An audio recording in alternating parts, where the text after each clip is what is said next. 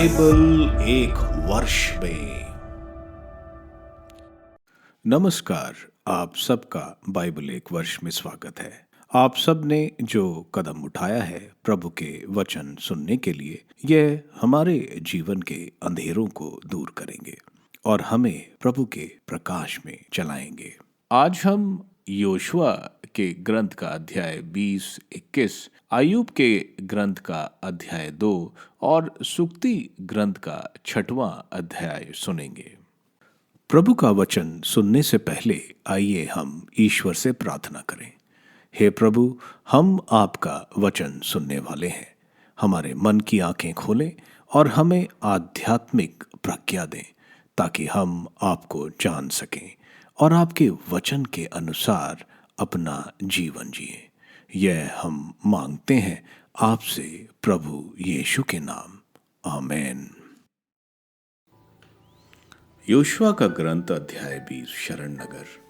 प्रभु ने योशुआ से यह कहा, इजरायली लोगों से कहो कि वे अपने लिए उन शरण नगरों का निर्धारण करें जिनके विषय में मैंने मूसा द्वारा तुम लोगों से कहा था।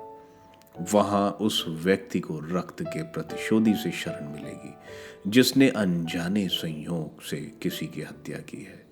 वह उन नगरों में से किसी में भी भाग कर नगर के द्वार के पास उस नगर के नेताओं के सामने अपना मामला प्रस्तुत करेगा। वे उसे नगर के भीतर ले जाकर वहां शरण दें, तब वह उनके साथ रहेगा। यदि रक्त का प्रतिशोधी उसका पीछा करे तो वे उस व्यक्ति को उसके हवाले नहीं करें जिस पर हत्या का अभियोग लगाया गया है, क्योंकि उसने बैर से नहीं बल्कि संयोग से अपने पड़ोसी का वध किया। वह उस नगर में तब तक रह सकता है जब तक समुदाय के न्यायालय में उस पर मुकदमा न चलाया गया हो और तत्कालीन प्रधान याजक की मृत्यु न हुई हो। इसके बाद वह अपने नगर और अपने घर लौट सकेगा जहां से वह भागकर आया था। इसलिए उन्होंने नफ्ताली के गलीलिया के पहाड़ी प्रदेश में कादेश को, एफ्रम के पहाड़ी प्रदेश में सिकिम को और यूदा के पहाड़ी प्रदेश में किरियत अर्बा अर्थात हेब्रोन को निश्चित किया। यार्दन के उस पार यरीको के पूर्व रूबन वंश के पठार पर उजाड़खंड के बेसर को, गाद वंश में गिलियाद के रामोत को और मानसे वंश के बाशा में गोलान को निश्चित किया। यह वह निर्धारित नगर थे जहां हर एक इजरायली या उनके बीच रहने वाले परदेशी जिसने संयोग से किसी का वध किया था शरण ले सकता था और समुदाय के न्यायालय में उपस्थित होने तक रक्त के प्रतिशोधी द्वारा नहीं मारा जा सकता था। योशुआ का ग्रंथ अध्याय 21। लेवियों के नगर। तब लेवियों के घराने के मुखिया याजक एलियाजर, नून के पुत्र योशुआ और इजरायली वंशजों के नेताओं के पास आकर कानान देश के शिलो में उनसे कहने लगे, प्रभु ने मूसा द्वारा यह आदेश दिया था कि हमारे रहने के लिए हमें नगर और हमारे पशुओं के लिए चारागाह दिए गए। इस पर प्रभु के आदेश के अनुसार इजरायलियों ने अपने दाएं भाग में लेवियों को निम्नलिखित नगर और चारागाह दिए। कहात के कुलों के लिए पहली चिट्ठी निकली। यूदा, शिमोन और बेन्यामीन के वंशजों से याजक हारून के वंशजों लेवियों को 13 नगर मिले। कहात के अन्य वंशजों के एफ्रम, दान और आधे मानसा के वंशों के कुलों से 10 नगर मिले। गेरशोन के वंशजों को इस्कार, आशोर, नफ्ताली और आधे मानसा के वंशजों के कुलों से बाशान में 13 नगर मिले। मरारी के वंशजों के विभिन्न कुलों को रूबन, गाद और जबूलो के वंशजों से 12 नगर मिले। जैसे प्रभु ने मूसा द्वारा आज्ञा दी थी, इजरायलियों ने चिट्ठी डालकर लेवियों को चारागाहों के साथ ये नगर दे दिए। कहातियों के नगर। उन्होंने यूदा और शिमोन वंश के ये नगर दे दिए। ये हारून के वंशजों के लेवी वंशी कहाती कुलों को मिले, क्योंकि पहली चिट्ठी उनके नाम निकली थी। उन्होंने उनको आसपास के चारागाहों के साथ यूदा के पहाड़ी प्रदेश का किरियत अर्बा अर्थात हेब्रोन दिया। अर्बा अनाक का पिता था, परंतु उन्होंने उस नगर के खेत और उसके आसपास के गांव यफूने के पुत्र कैलेब के अधिकार में दिए। याजक हारून के वंशजों को उन्होंने यह नगर और उनके आसपास के चारागाह दिए। हेब्रोन हत्या करने वालों का शरण नगर, लिब्ना, यातीर, एश्तमो, होलोन, दाबीर, एन, यूटा और बेत शमेश अर्थात यूदा और सिमोन वंश के भाग से 9 नगर। बेन्यामीन वंश से उन्होंने ये 4 नगर और इसके आसपास के चारागाह दिए, गिबोन, गेबा, अनातोत और अल्मोन। याजक हारून के वंशजों के नगरों की कुल संख्या 13 थी, उनके साथ उनके आसपास के चारागाह। लेवी वंश के शेष कहाती कुलों को एफ्रम वंश से नगर मिले। एफ्रम के पहाड़ी क्षेत्र में उन्हें 4 नगर और इनके आसपास के चारागाह मिले। सिकिम हत्या करने वालों का शरण नगर, गेसेर, किब्साइम और बेथेरोन। फिर दान वंश से उन्हें यह 4 नगर और इसके आसपास के चारागाह मिले, एल तकेक, गिब्तोन, आयालोन और गत रिमोन। आधे मानसे के वंश से उन्हें ये 2 नगर और इनके आसपास के चारागाह मिले, तनाक और गत रिमोन। शेष कहाती कुलों को ये 10 नगर और इनके आसपास के चारागाह मिले।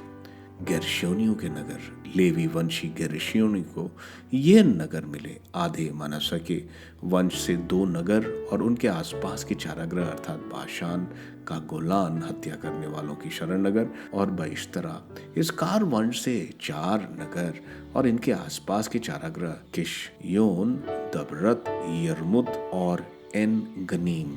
अशोर वंश से ये 4 नगर और इनके आसपास के चारागाह, मिशआल, अब्दोन, हेलकत और रहोब। नफ्ताली वंश से ये 3 नगर और इसके आसपास के चारागाह, गलीलिया के कदेश हत्या करने वालों का शरण नगर, हमोद, दौर और करतान। गेर्शोनी कुलों की कुल मिलाकर 13 नगर और उनके आसपास के चारागाह मिले। मरारियों के नगर, शेष लेवी वंशी मरारी कुलों को ये नगर मिले। जुबलोन वंश से 4 नगर और इसके आसपास के चारागाह, यकोनाम, करता, दिमना और नहलाल। रूबन वंश से ये 4 नगर और इनके आसपास के चारागाह, बसेर, यहस, केदमोत और मेफात। गाद वंश से ये 4 नगर और इनके आसपास के चारागाह, गिलियाद का रामोत हत्या करने वाले शरण नगर, महईम, हेशबोन और याचेर। इस प्रकार लेवी वंश मरारी कुलों को कुल मिलाकर 12 नगर मिले। इजरायलियों की विरासत में लेवियों के नगरों की कुल संख्या उनके चारागाहों सहित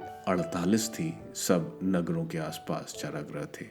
इजरायलियों के प्रति प्रभु की प्रतिज्ञाएं पूर्ण। इस प्रकार प्रभु ने इजरायलियों को यह सारा देश दे दिया जिसे देने का उसने उनके पूर्वजों को शपथ पूर्ण वचन दिया था। वे उसे अधिकार में कर उसमें बस गए। प्रभु ने उनके समस्त देश में शांति स्थापित की, जैसा कि उसने उनके पूर्वजों को शपथ पूर्वक वचन दिया था। उनके सब शत्रुओं में एक भी उनके सामने नहीं टिक सका।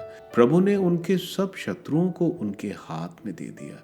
प्रभु ने इज़राइल के घराने को जो जो आशीर्वाद दिए थे उनमें से एक भी व्यर्थ नहीं हुए, सब के सब चिरतार्थ हुए। अय्यूब का ग्रंथ अध्याय 2। एक दिन फिर ऐसा हुआ कि स्वर्गदूत प्रभु के सामने उपस्थित हुए। शैतान भी उनके साथ आया। प्रभु ने शैतान से कहा, तुम कहां से आए हो? शैतान ने प्रभु को उत्तर दिया, मैंने पृथ्वी का पूरा चक्कर लगाया। प्रभु ने शैतान से कहा, क्या तुमने मेरे सेवक अय्यूब पर ध्यान दिया है? पृथ्वी भर में उसके समान कोई नहीं। वह निर्दोष और निष्कपट है। वह ईश्वर पर श्रद्धा रखता है और बुराई से दूर रहता है। तुमने अकारण ही उसकी तबाही करने के लिए मुझे उकसाया है, फिर भी वह पहले की तरह निर्दोष है। शैतान ने प्रभु को उत्तर दिया, चमड़ी के बदले चमड़ी। मनुष्य अपने प्राण बचाने के लिए अपना सर्वस्व दे देगा। आप हाथ उठाकर उसके शरीर पर प्रहार कीजिए तो वह निश्चय ही आपके मुंह पर आपकी निंदा करेगा। प्रभु ने शैतान से कहा, अच्छा, मैं उसे तुम्हारे हवाले करता हूं, किंतु तुम उसे जीवित रहने दो। इसके बाद शैतान प्रभु के सामने से चला गया और उसने अय्यूब को सिर से पैर तक दर्दनाक फोड़ों से भर दिया। अय्यूब राख के ढेर पर बैठकर एक ठिकोरे से फोड़े साफ करने लगा। उसकी पत्नी ने उससे कहा, क्या तुम अब तक अपने को निर्दोष मानते हो? ईश्वर की निंदा करो और मर जाओ। अय्यूब ने उत्तर दिया, तुम मूर्ख स्त्री की तरह बकती हो। हम ईश्वर से सुख स्वीकार करते हैं तो दुख क्यों ना स्वीकार करें? इतना होने पर भी अय्यूब ने अपने मुंह से कोई पाप नहीं किया। जब अय्यूब के 3 मित्रों ने उसकी समस्त विपत्तियां के बारे में सुना तो वह अपने अपने यहाँ से उसके पास आए। तेमा से एल्फिज, शुआ से बिल्दाद और नामाद से सोफर। उन्होंने मिलकर संवेदना प्रकट करने और सांत्वना देने के लिए उसके पास जाने का निश्चय किया। जब वह उसे दूर से देखकर पहचान तक न पाए तो जोरों से रोने लगे। उन्होंने अपने अपने वस्त्र फाड़े और आसमान की ओर राख फेंककर उसे अपने सिर पर डाल लिया। वह उसके पास 7 दिन और 7 रात जमीन पर बैठे रहे। उनमें कोई भी उससे एक शब्द तक न बोल सका, क्योंकि उन्होंने अनुभव किया कि उसका दुख अपार है। सुक्ति ग्रंथ अध्याय 6, जमानत की जोखिम। पुत्र, यदि तुमने अपने पड़ोसी की जमानत दी है, यदि तुमने किसी पराये व्यक्ति के लिए जिम्मेवारी ली है, यदि तुम अपनी प्रतिज्ञा के जाल में फंसे हो, यदि तुम अपने ही शब्दों से बंध गए हो, तो तुम मुक्त होने के लिए यह करो। पुत्र, तुम अपने पड़ोसी के हाथ पड़ गए हो, इसलिए तुम जाकर उससे अनुरोध करते रहो। तुम अपनी आंखों में नींद नहीं आने दो, अपनी पलकों को झपकी ना लेने दो। तुम हिरण की तरह शिकारी के जाल में, पक्षी की तरह बहेलिए के फंदे से अपने को छुड़ाओ। आलसी आलसी, तुम चींटी के पास जाओ, उसके आचरण पर विचार करो और प्रज्ञ बनो। उसका ना तो कोई स्वामी है, ना कोई निरीक्षक और ना कोई शासक। वह समय पर अपनी रसद का प्रबंध करती और फसल के समय अपना भोजन संचित करती है। आलसी, तुम कब तक पड़े रहोगे? तुम अपनी नींद से कब जागोगे? थोड़ी देर तक सोना, थोड़ी देर तक झपकी लेना और हाथ पर हाथ रखकर थोड़ी देर आराम करना। ऐसा होने पर गरीबी तुम पर डाकू की तरह टूटेगी, अभाव तुम पर बलशाली की तरह आक्रमण करेगा। दुष्ट की अंतगति। वह व्यक्ति निकम्मा और दुष्ट है जो असत्य बोलता रहता है, जो आंख मारता, पैर घसीट कर चलता और उंगलियों से इशारा करता है, अपने हृदय में कपटपूर्ण योजनाएं बनाता और लड़ाई लगाता है। इससे विपत्ति उस पर अचानक टूट पड़ेगी। वह पलक मारते ही नष्ट हो जाएगा और उसका उपचार संभव नहीं होगा। प्रभु की घृणा। प्रभु 6 बातों से बैर रखता और 7वीं बातों से घृणा करता। घमंड भरी आंखें, झूठ बोलने वाली जिह्वा, निर्दोष रक्त बहाने वाले हाथ, कपटपूर्ण योजना बनाने वाले हृदय, बुराई की ओर बढ़ने वाले पैर, असत्य बोलने वाला झूठा साक्षी और भाइयों में झगड़ा लाने वाला व्यक्ति। व्यभिचार से सावधान। पुत्र, अपने पिता की आज्ञाओं का पालन करो, अपनी माता की सीख अस्वीकार ना करो। उन्हें अपने हृदय से संजोए रखो, उन्हें अपने गले में बांध लो। वह तुम्हारे सभी मार्गों से तुम्हारा पथ प्रदर्शन करेंगे।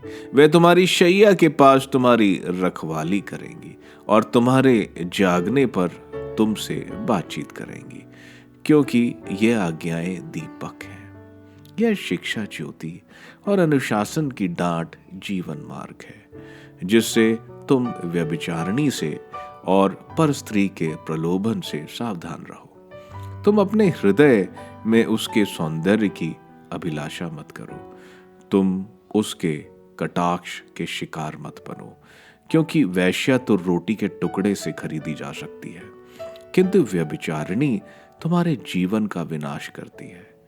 क्या कोई अपने पल्ले में आग बांधेगा और उसके कपड़े नहीं जलेंगे? क्या कोई जलते अंगारे पर चलेगा और उसके पैर नहीं झुलसेंगे? यही हाल उसका होता है जो अपने पड़ोसी की पत्नी के पास जाता है। जो उसका स्पर्श करता वह बिना दंड के नहीं रहेगा। लोग उस चोर का तिरस्कार नहीं करते जो अपनी भूख मिटाने के लिए चोरी करता है। फिर भी यदि वह पकड़ा जाए तो उसे 7 गुना क्षतिपूर्ति करनी और अपने घर की सारी संपत्ति देनी पड़ती है। पर स्त्री गमन करने वाला नासमझ है, क्योंकि वह ऐसा करने पर अपना ही सर्वनाश करता है। वह पीटा जाएगा, वह बदनाम होगा और उसका कलंक कभी नहीं मिटेगा। क्योंकि ईर्ष्या पति का क्रोध भड़काती है और वह प्रतिशोध लेते समय दया नहीं करेगा। तुम कितना ही क्यों ना देना चाहो, वह क्षतिपूर्ति स्वीकार नहीं करेगा। योशुआ के ग्रंथ के अध्याय 20 में हम देखते हैं शरण नगरों के बारे में बताया जा रहा है। प्रभु ने योशुआ को बताया था शरण नगर बनाए जाएंगे, 3 शहर यारदन के पूर्व में और 3 यारदन के पश्चिम में। ये शहर किसी भी जगह से 1 दिन की दूरी में होंगे। अगर कोई गलती से किसी की हत्या कर देता है तो वो वहां से भागकर इस शरण नगर में आकर उसके नेताओं के सामने अपना मामला प्रस्तुत करेगा। वह वहां रुकेगा जब तक उसका मुकदमा नहीं हो सकता। उसको रक्त का प्रतिशोधी, जिसको परिवार जिसमें हत्या हुई है उससे एक व्यक्ति को रक्त का प्रतिशोधी नियुक्त करते हैं जो इसको मारने के लिए जाता है। वो इस शरण नगर में नहीं मार सकता। प्रधान याजक की मृत्यु के बाद ये व्यक्ति अपने घर में वापस जाकर रह सकता है। योशुआ के ग्रंथ के अध्याय 21 में हम देखते हैं कि लेवियों को कोई दाय भाग नहीं था या कोई भाग नहीं दिया गया था, क्योंकि उनको शाप मिला था कि वह इज़राइल में बिखेरे जाएंगे। यह शाप इज़राइल के लिए आशीर्वाद बन जाता है, क्योंकि लेवियों को 48 यानी 48 शहर मिलते हैं पूरे इज़राइल में। ये शहर किसी भी इज़राइली आबादी से तकरीबन 16 किलोमीटर से दूरी नहीं होती थी इनमें। इसलिए प्रभु की संहिता की शिक्षा पूरे इज़राइल को मिलती थी। हम देखते हैं कोहातियों के 23 शहर मिलते हैं, गर्शेनियों को 13 शहर और मरारियों को 12 शहर। इस तरह पूरे 48 शहर इन लेवियों को मिलते हैं। इनमें 6 शहर जो शरण नगर हैं, जो 3 यारदन के पूरब में और 3 यारदन के पश्चिम में है। अध्याय के आखिर में एक बहुत महत्वपूर्ण बात बताई जा रही है कि जो कुछ प्रभु ने उनको वादा किया था वो प्रभु ने पूरा किया है। आयूब के ग्रंथ के अध्याय 2 में हम देखते हैं ईश्वर प्रसन्न है आयूब से, क्योंकि सब कुछ खोने के बाद भी आयूब ने प्रभु के खिलाफ कुछ नहीं बोला। शैतान बोलता है अगर उसके शरीर पर प्रहार करेंगे तो वो जरूर निंदा करेगा। ईश्वर के मानने पर शैतान आयूब पर सिर से पैर तक दर्दनाक फोड़े देता है। इस दर्दनाक स्थिति को देखकर आयूब की पत्नी वही करती है जो शैतान चाहता था। वह आयूब को बोलती है कि अब तो ईश्वर की निंदा करो और इस स्थिति से छुटकारा पाओ। कभी कभी हमारे नज़दीकी जो हमसे प्यार करते हैं वह भी हमें गलत सलाह दे सकते हैं, जैसे हम यहाँ देखते हैं। और इसी तरह एडम और ईव के बारे में भी हमको मालूम है। हमारी उनसे नज़दीकी के कारण हम उनकी सलाह सुन लेते हैं और गलती कर बैठते हैं। लेकिन आयूब ऐसा नहीं करता। वो बहुत बड़ी बात बोलता है कि अगर प्रभु हमें सुख देते हैं तो हम स्वीकार कर लेते हैं, तो क्या जब दुख देते हैं उसको हम नहीं स्वीकारें? आगे हम देखते हैं आयूब के 3 दोस्त जो आयूब को नहीं पहचान पाते, उसकी स्थिति देख के उसकी दयनीय स्थिति पर विलाप करते हैं। 7 दिन तक वो वहां बैठे रहते हैं बिना किसी बातचीत के विलाप में। सुक्ति ग्रंथ के अध्याय 6 बहुत महत्वपूर्ण बातें और चेतावनी दे रही हैं। युवा पुरुष को बता रहे हैं कि किसी की भी जमानत के लिए नहीं खड़ा होना चाहिए। इसके अलावा बताया जा रहा है आलस या जो कपटपूर्ण व्यवहार करता है वो ईश्वर को घृणित है। 7 बातें बताई जा रही हैं जो प्रभु को घृणित है। घमंडी, झूठ बोलने वाला, निर्दोष रक्त बहाने वाला, कपटपूर्ण योजनाएं बनाने वाला, झूठा साक्षी और भाइयों में झगड़ा कराने वाला। आखिर में व्यभिचार के खतरे और अपने आप को व्यभिचारिणी से बचाने को बताया जा रहा है, जो हमारा सम्मान, धन, सब कुछ खत्म कर सकता है। आप सबको धन्यवाद ईश्वर के वचन सुनने के लिए। मैं आपसे विनती करता हूं कि आप बाइबल एक वर्ष में को दूसरों के साथ शेयर करें, क्योंकि प्रभु का वचन स्वयं प्रभु यीशु है। प्रभु को दूसरों को देने वालों को प्रभु की आशीष जरूर मिलेगी। मैं आप सबका बड़ी बेसब्री से कल इंतजार करूंगा। धन्यवाद।